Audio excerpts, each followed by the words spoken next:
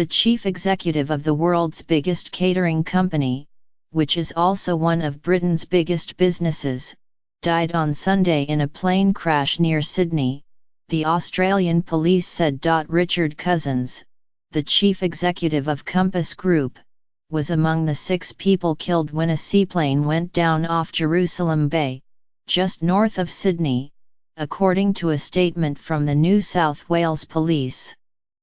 Police representatives confirmed that those who died were Mr. Cousins, his 2 sons, his fiancée and her daughter, and the pilot of the plane. The cause of the crash was being investigated. Mr.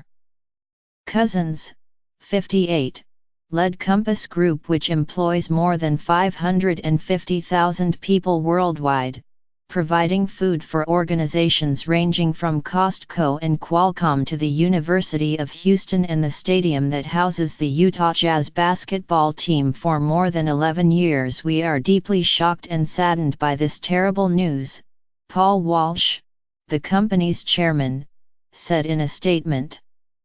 It has been a great privilege to know Richard personally and to work with him for the last few years. Richard was known and respected for his great humanity and a no-nonsense style that transformed Compass into one of Britain's leading companies. Mr. Cousins had been due to leave Compass at the end of March. His planned successor as chief executive, Dominic Blakemore, the company's chief operating officer for Europe, will now take over immediately, Compass said. When Mr. Cousins took the helm of the company, it was mired in a corruption scandal, accused of bribing a United Nations official to garner contracts to supply peacekeepers.